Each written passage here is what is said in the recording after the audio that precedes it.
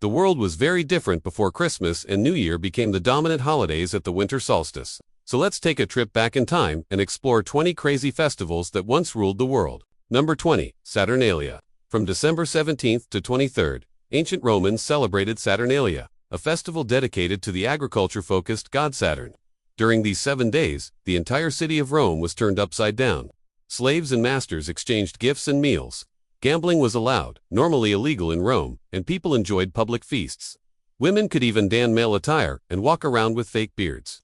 By the end of the week, everyone was broke and exhausted, but the party had just begun.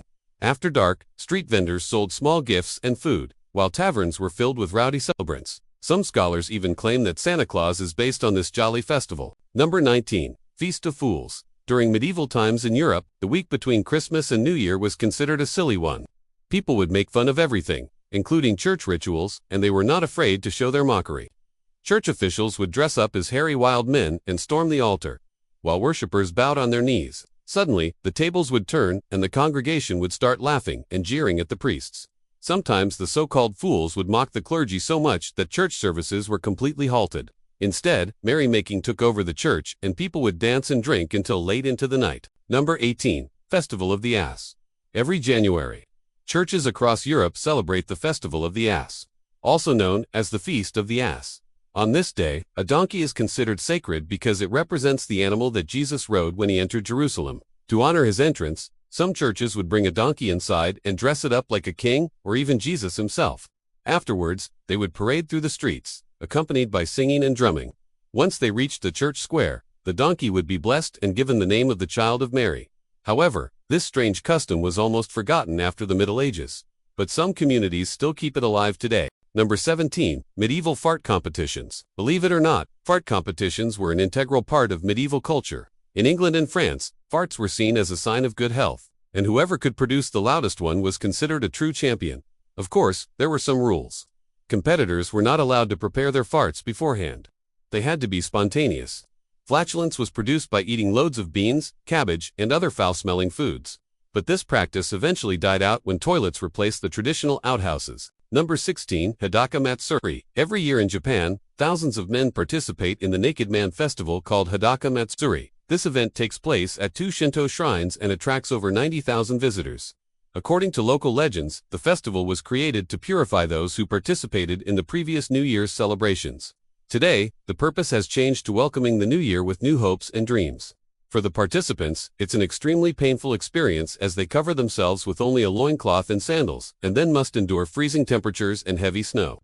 If you ask me, I think the title of this festival should be changed to Freezing Man Festival instead. Number 15. Celtic Beltane Fires. Originally, Beltane was a Celtic fire festival celebrated on May Eve. It marked the beginning of summer and the onset of the sunny, warm weather. Druids believed that during Beltane, the veil between the spiritual and human worlds was at its thinnest. People would build huge bonfires and jump over them in the belief that it would cure any illness and make them more fertile. Others believe that the May Day celebrations are actually rooted in Beltane.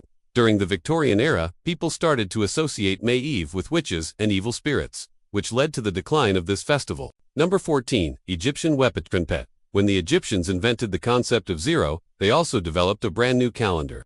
It consisted of 365 days divided into 12 months of 30 days each, with 5 days added at the end of the year. The first month was called Wepet Renpet, which means the first of the years. Every year, they celebrated the new year with a big festival full of music, dancing, and magic shows. The main reason why the Egyptians kept track of the days was to honor the annual flooding of the Nile River. Floods were crucial to their way of life. Without them, the land would become barren and famine would strike the country.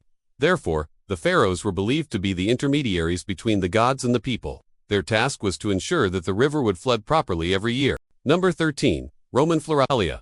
The Roman Empire loved flowers in nature, especially during spring when everything came back to life after a long, cold winter. Between April and May, the Romans celebrated the Floralia festival, dedicated to the goddess Flora, who represented all aspects of flowers, fertility, and spring. During this 8-day festival, the Romans engaged in theatrical performances, chariot races, and athletic competitions. The most important part of the festivities was the processions of chariots pulled by horses adorned with flowers. Each day of the festival was dedicated to a particular type of flower, such as roses, lilies, and violets. By the end of the celebration, the whole city smelled like heaven. Number 12. Greek Anthesteria. The Greeks had their own wine festival, and Anthesteria was the perfect occasion to celebrate Dionysus, the god of wine and theater. This 3-day festival took place every March. The first day was dedicated to the dead, who were honored with special sacrifices. The second day was for the living, who sang, danced, and drank copious amounts of wine. They even held theatrical competitions where actors wore masks and performed tragedies and comedies. The last day of Anthesteria was reserved for the purification of the city from filth and immorality. As you can see, the Greeks knew how to throw a proper festival. Number 11. Pagan Yule. Long before Christianity took over the world, our ancestors celebrated the pagan winter solstice. Around the same time as Christmas, many cultures celebrated Yule, a festival to honor the return of the sun. During the winter solstice, the days are the shortest and the nights are the longest, which meant that the darkness was slowly being defeated by the light. People would decorate evergreen trees, build huge bonfires, and sacrifice animals to their gods. The Yule log was probably the most important symbol of this festival. It was brought into the house and burned throughout the night. Its ashes were then used to fertilize the fields and ensure a bountiful harvest for the following year. Most of the modern Christmas traditions originated from these ancient celebrations. Number 10. May Day. Another ancient Celtic festival that survived until today is May Day, also known as Beltane. In older times, it was a fertility festival where young girls would be chosen as the May Queen and her attendants. Nowadays, we only remember it as a day when children could enjoy a holiday from school and dance around the maypole. But did you know that the word May even comes from this ancient festival? Also, in many countries, people would burn a huge bonfire and jump over it while holding hands. This was a symbolic way to honor the fertility of the earth and ensure good fortune for the coming year. Number 9. Holi's Forgotten Variants. We all know about Holi, the Indian festival of colors. People throw colored powder at one another and celebrate the arrival of spring. But did you know that this festival has much older and wilder variants? Until the 19th century, Holi was a 5-day affair. The first day was called Holika Dahan, when people built huge bonfires and jumped over them. The next 4 days were spent throwing mud at one another, a custom that is still followed in some villages today. The idea was to smear the mud on the faces of married women, thus ensuring that their children would bear good fortune. On the last day, people would throw colored powder and water at one another. Sounds a lot like today's Holi, right? Number 8. The Goat Throwing Festival. In the past, Spain was famous for its goat throwing festival. Every September, villagers would gather in the Plaza Mayor Square and proceed to throw goats off a tower. At first glance, it looks like a weird and dangerous sport, but it actually dates back to medieval times. Back then, the goats were thrown off the towers to distract bears from entering the village. The tradition continued until the 19th century, when goat throwing evolved into a bloodless contest between two teams. Even though it caused some injuries, no one ever died from participating in this bizarre festival. However, since it attracted hordes of tourists, it was banned in order to preserve the town's cultural heritage. Number 7. Festival of the Drunken Donkey. One of the strangest festivals that has survived until today is the Festival of the Drunken Donkey. This obscure celebration takes place every January in France, where a donkey is elected as the mayor of the town and is served a feast consisting of wine and bread. What happens next is complete chaos. The locals get together and tie red ribbons around the donkey's legs. Then they try to guide the intoxicated animal to the town hall, which is usually impossible. The donkey stumbles around, pulling unsuspecting pedestrians off their feet and causing general mayhem.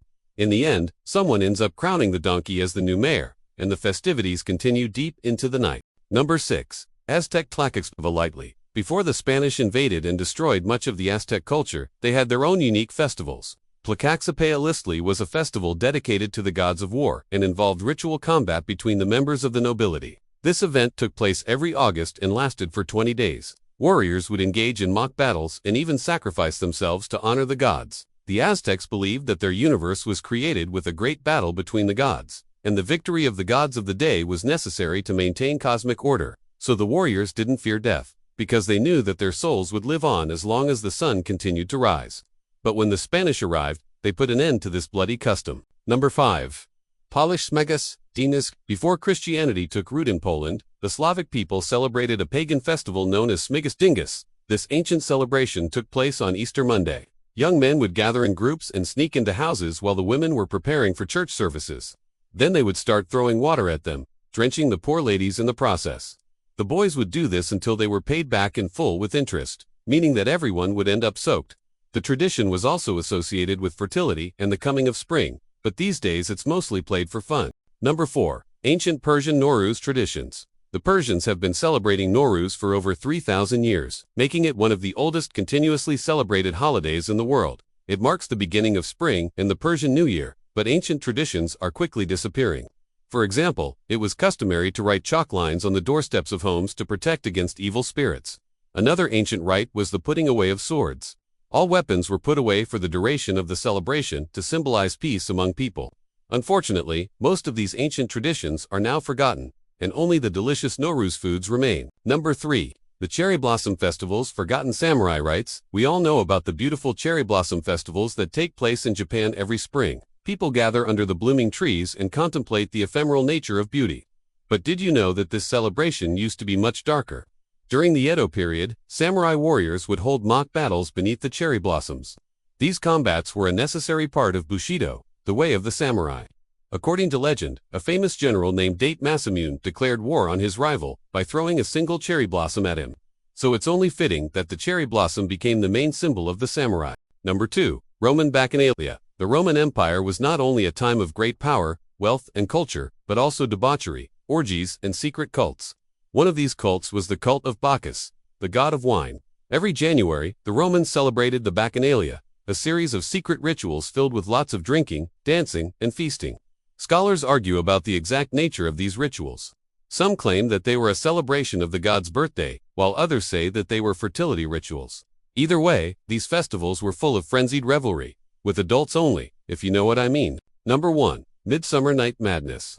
Last but certainly not least, we have the midsummer celebrations that take place in many European countries. Midsummer's Eve was considered a magical time when the veil between the worlds was thinnest and supernatural forces roamed free.